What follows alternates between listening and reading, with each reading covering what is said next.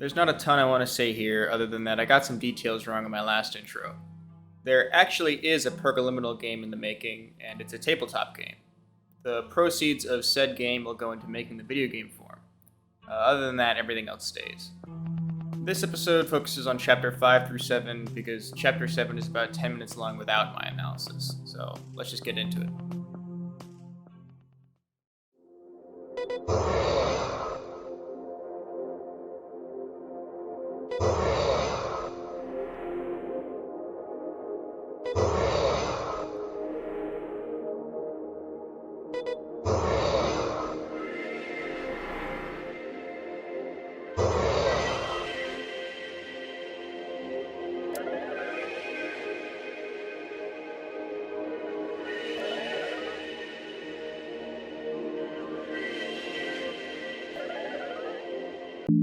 Episode 5 starts off with some heavy information that should be noted. For one, the character we are interacting with states that the way reality is not the way it was. At one point, reality at least felt normal. After the character looks for info on this shift in normalcy, and after coming up short for a while, he encounters an entity known as the Fog Hern, and it tells him that reality has gone diagonal. Interdimensional creatures are now able to enter their reality, and while maybe not so clear, a line is definitely drawn separating entities that are native to this dimension, as well as extra-dimensional beings existing along with them. How to distinguish the two is still unknown.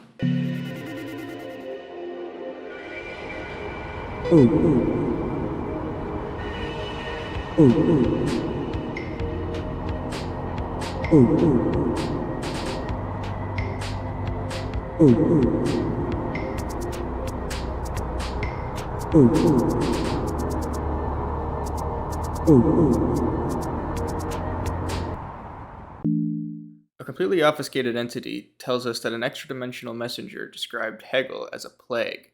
This may start to answer some questions of what Hegel is. Describing him as a disease definitely explains the idea of him incorporating beings into itself, like infecting a population. The entity then tells us that our world will not be spared. And as it says this, it shows obvious artifacts of Earth, such as the buildings and cell towers, followed by a building seemingly engulfed by some kind of massive entity. This is the first time another character talks about Hegel in the series, and as you'd expect, the episode abruptly ends there.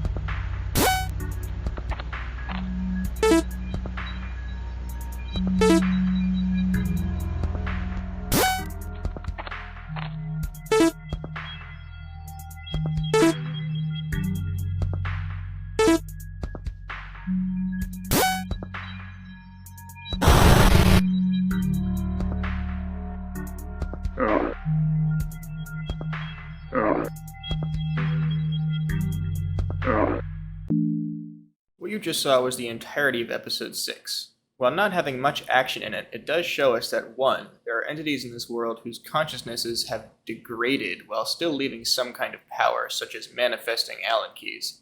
Secondly, we get to see a third entity who is, quote, the stench of burning, rotten TV static. Upon inspecting the entity, it proceeds to show us a way of sort of fast travel the player can use by interacting with it. The being we encounter after teleporting seems to be almost like a caretaker of these muted consciousnesses, as he states at one point that he had hope they may wake up.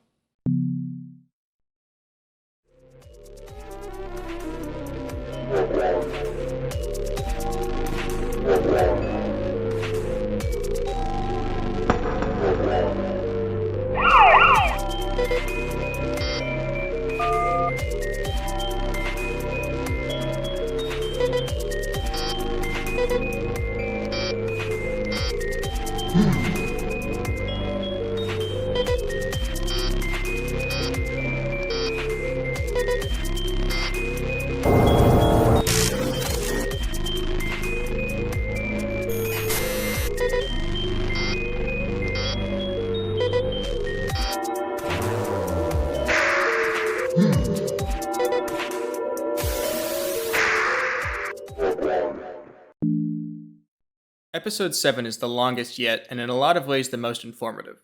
But as the series goes, with more info, the more questions. Firstly, our player stats are 0 across the board, and our status is schlub. What we see is our first combat encounter of this episode, and there are a few key features to point out. We start off the fight with our first summon, that being an entity known as Havros. On top of that, we get to see our first example of the EXEs, or executables. These are some of the most enigmatic characters in the series, and as time goes on, we will see more of them. As the menu indicates, there seems to be an executable for each color. Upon using blueman.exe, we obtain a 2.5 damage multiplier for our summon, allowing us to one-hit our enemy. Notice the screen glitching here.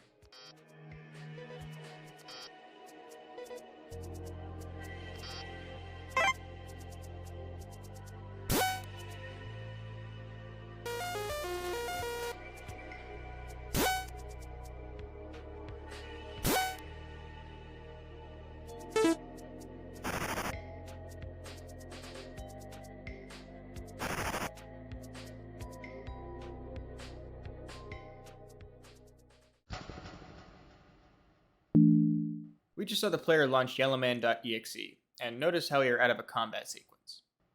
Our health and power points have both increased from our previous 0, and our status is nerfed. After launching the executable, it manifests in front of us after being displayed on a handheld pop-up, and it seems to attempt to cheer the player up. He says we have darkness inside us, but it will not always be this way, before our screen flickers again and we appear in a new location.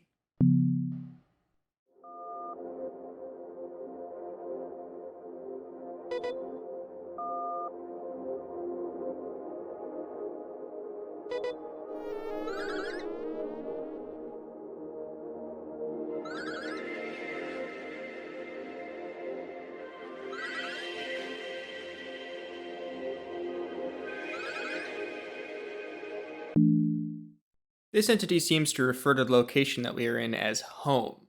It's possible that this is an apartment complex's hallways being viewed while shifted in another dimension. Our health has stayed the same, however our power points has increased while also being depleted, indicating a fight. Our status is hubbled. I haven't made many comments on player status as the last few have been gibberish. I'm still trying to decipher anything I can from these words, but I'm inclined to say that this is nothing more than just nonsense.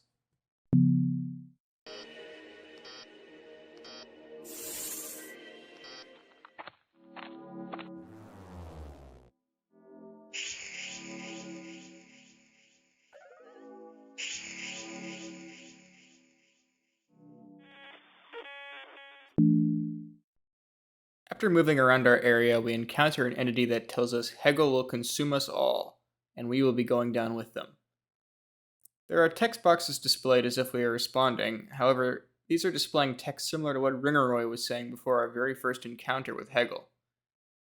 I've looked through thousands of ciphers and Morse decoders with no sign that these text boxes are anything except symbolic.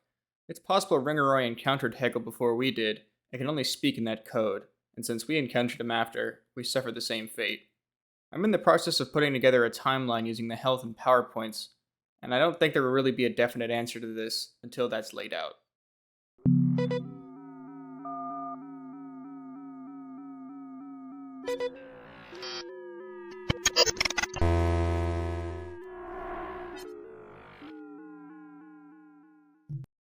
There wasn't much there, I just want to say that environment heavily reminded me of pipe dreams from the back rooms.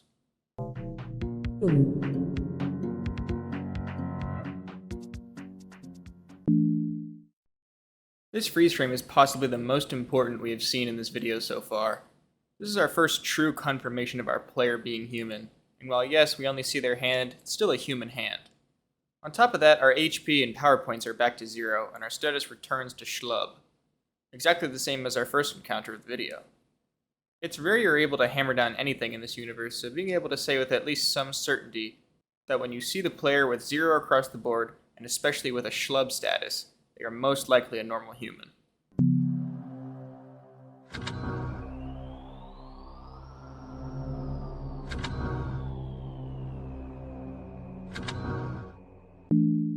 This encounter is one of the strangest.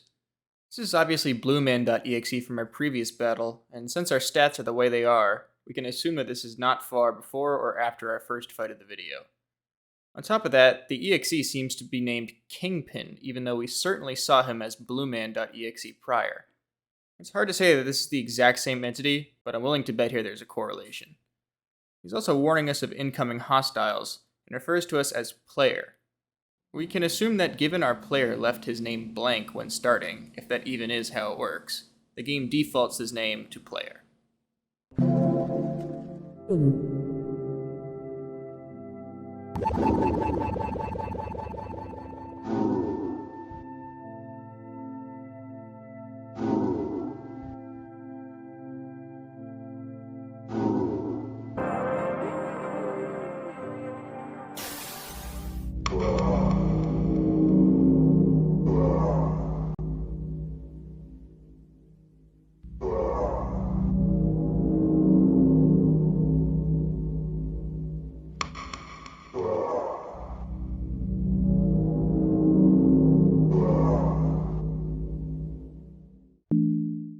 While there's an obvious jump in time between our encounter with the enemy we were warned about and our encounter with Greyman.exe, our stats have stayed the same. Greyman seems to be referencing an incident we have not experienced as the audience, but is nonetheless affecting our player and will seemingly continue to do so. Greyman then states that the entities that come out during the rain have our names in the books. It's really hard to say what's going on. The only possible theory confirmation we got here was the player's health being at 0 could indicate a god mode or dev mode. I'll refer to this set of stats as God mode from here on out. This would only be the case, of course, if our encounter with Greyman happened after our encounter in the bowling alley. We can assume we were given a killing blow as our screen went red, similar to how it was on our first death scene in the series. But with God mode, we would have continued past that encounter, which the player may have not been supposed to. I think from this point on, any gameplay witnessed by the audience while in God mode, I'd say, is in complete flux. We do not know if this is scripted or if the player is accessing content not meant to be experienced. This, of course, is unproven at the moment, but we will see later down the line.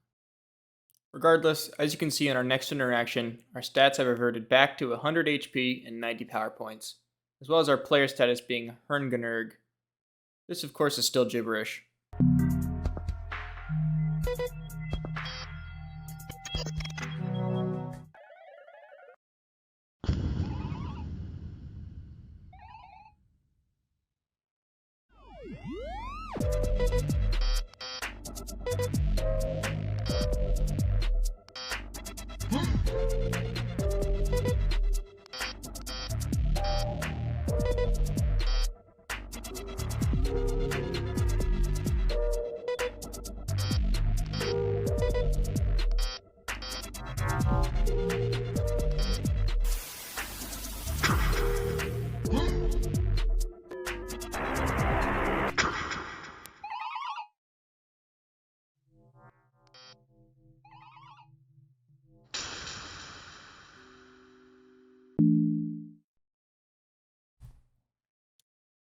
That was a lot, but I'll try to break it down fast.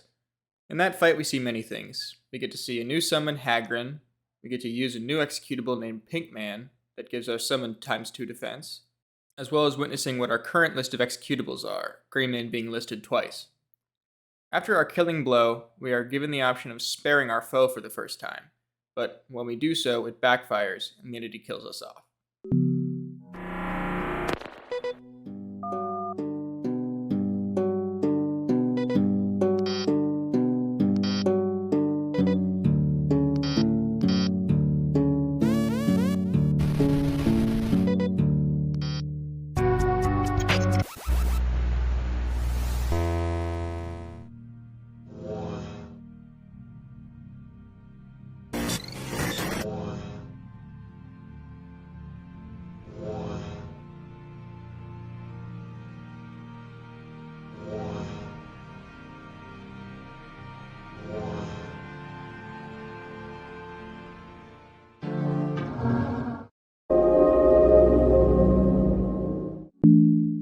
After applying a letter B fridge magnet to reality, whatever that means, an entity appears that pretty much says we aren't our mistakes.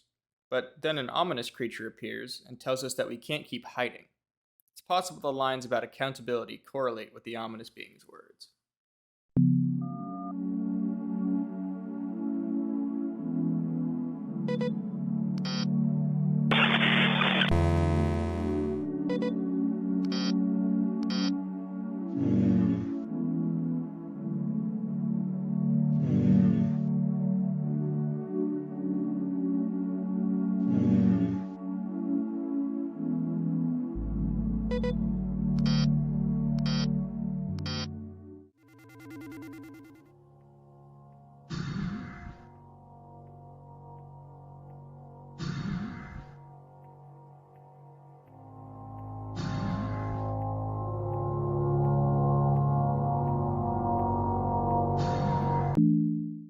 Our stats have changed once again, and for the worse at that, as well as keeping our status gibberish with Fleber. Early in this interaction, we again reference some sort of directional reality. It's not the first time we've referred to reality as being diagonal, but the player seems to think that they can correct it. A common theme in this episode is human error. Most of these entities seem to reference a common human moral conflict, such as accountability for mistakes, depression, nostalgia, mercy, and our place in the grand scheme. These entities seem to judge us in some way, but all of whom seemingly warn us of what's to come.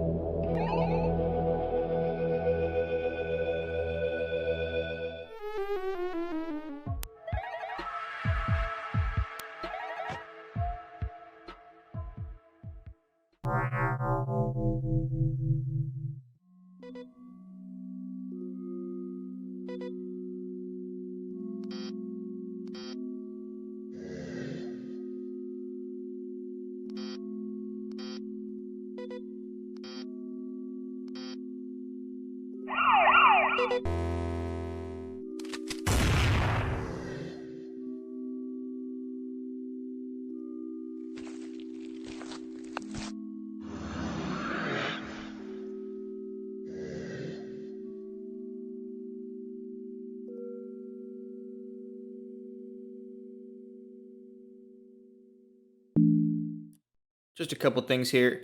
It seems our stats have no limit, yet there are still higher numbers than they were at our initial spare or slay encounter. I'm going to assume that because of our experience in letting entities live, we are quick to go the opposite route now. Our status is also dark.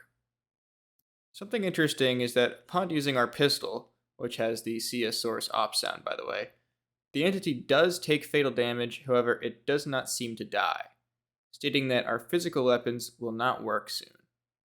Afterward, the entity's parent seems to come up, and the enemy we just shot seems to show us mercy.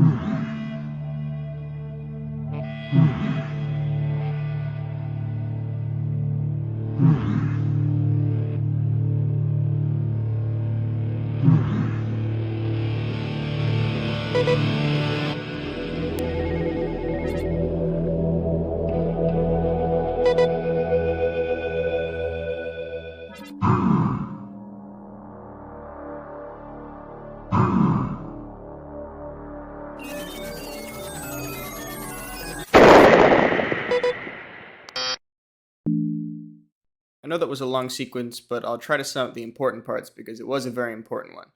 First off, our stats are back to having a limit, although our limit is the same value as our given health from the last clip.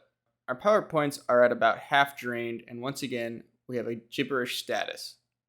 However, it's unique because we have seen this status before, except instead of it being SCRO, it was SCRU. a possible distinction that could be widely different. Regardless, the player is given proof by an entity of beings out of our comprehension always having view of us. We are never alone. When trying to view these entities, we are told that they are beyond our comprehension and that we should stop looking. Before we can take action, who else but Klaus shows up? He once again tells us how meek we are before multiplying and showing another glimpse of Hebrew. However, in my many hours of attempting to decipher this, I've had no luck. The furthest I've got was something about something being signed. Regardless, he disappears. Interestingly, our next sequence we have seen before in its entirety, so this entire encounter gives us pretty large context on the following clip. If you watch part 1, you get to see my analysis of it.